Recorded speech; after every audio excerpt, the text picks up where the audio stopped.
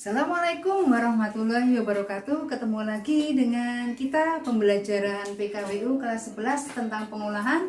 Setelah kita mempelajari KD 3.1 tentang perencanaan, kemudian KD 3.2 tentang produksi, maka kita melanjutkan untuk pembelajaran berikutnya yaitu KD 3.3 tentang menghitung break even point atau BEP dalam wirausaha makanan khas daerah. Kemarin kita sudah mengambil tema, kita mencoba untuk memproduksi olahan bahan makanan berupa LTT, lodeh telur tahu. Nah, bagaimana cara menghitung BEP-nya? Mari kita lihat. Pengertian BEP. BEP dapat diartikan sebagai suatu titik di mana sebuah perusahaan tidak mengalami keuntungan atau kerugian. Atau bisa dikatakan bahwa nilai untung atau nilai ruginya adalah nol. Kenapa hal ini bisa terjadi? Hal ini bisa terjadi apabila harga penjualan yang dilakukan oleh sebuah perusahaan hanya mampu menutupi biaya tetapnya saja, sehingga tidak ada keuntungan yang diperoleh atau perusahaan tidak mengalami kerugian. Nah, bagaimana kita untuk memperoleh keuntungannya? Nah, kita lihat dulu. Apa manfaat dari BEP? Nah, manfaat dari BEP adalah sebagai suatu alat perencanaan bagi perusahaan untuk menghasilkan laba atau memperoleh keuntungan. Yang kedua adalah mengevaluasi laba dari perusahaan. Dari BEP kita bisa tahu berapa laba yang dihasilkan oleh sebuah perusahaan atau seorang wirausaha. Kemudian berikutnya adalah memberikan informasi mengenai berbagai tingkat volume penjualan. Karena di dalam BEP nanti kita bisa mengetahui berapa tingkat atau banyaknya penjualan yang bisa kita lakukan. Yang terakhir adalah menggantikan sistem laporan yang tebal dengan grafik dan mudah dibaca. Oke. Sekarang kita belajar yang ketiga adalah strategi menetapkan harga jual makanan khas daerah. Di dalam menetapkan harga jual makanan khas daerah di sini tidaklah gampang bagi seorang wirausaha yang baru memulai merintis usahanya. Kenapa? Ketika kita salah di dalam menentukan harga jual akan berdampak terhadap wirausaha yang baru kita rintis. Contoh, seandainya harga jual yang kita tetapkan terlalu tinggi, apa dampaknya? Minat konsumen untuk membeli produk kita kecil. Berarti produk tidak laku di pasaran.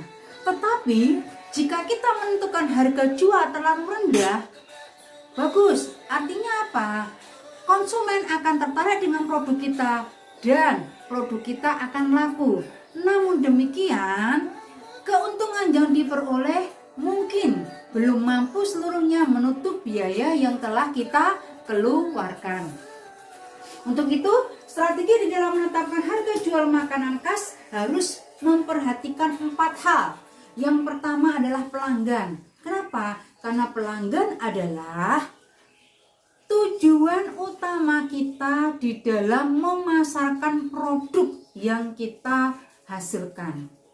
Jadi, harga jual yang kita tetapkan harus diminati oleh pelanggan.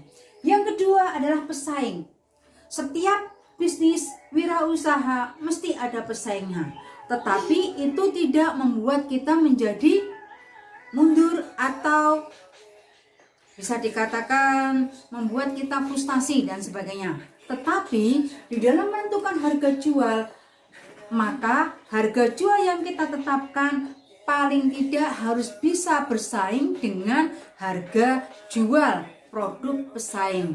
Syukur harga yang kita tetapkan jauh di bawah harga pesaing, tetapi kita masih mendapatkan keuntungan. Yang ketiga adalah biaya. Harga jual yang kita tetapkan harus mampu mengcover, harus mampu menutupi seluruh biaya yang sudah kita keluarkan di dalam menghasilkan produk tersebut. Yang terakhir adalah kemanfaatan. Nah, kemanfaatan harga jual produksi di sini akan kembali kepada wirausaha atau kembali kepada perusahaan tersebut. Ketika harga jual yang kita tetapkan bagus, maka akan berdampak keuntungan yang diperoleh oleh perusahaan atau wirausaha. Jika keuntungan tersebut bisa dipertahankan, maka wirausaha atau perusahaan tersebut dapat melakukan proses pengembangan usaha berikutnya. Oke, ada pertanyaan? Lanjut ya. Yang keempat, bagaimana cara kita menghitung BEP? Oke, ada minimal tiga komponen dasar yang harus kita perhitungkan di dalam menghitung break even point. Yang pertama adalah fixed cost. Apa itu fixed cost? Fixed cost adalah biaya tetap, konstan, dan selalu dikeluarkan oleh seorang wirausaha atau perusahaan di dalam memproduksi ataupun tidak memproduksi sebuah barang.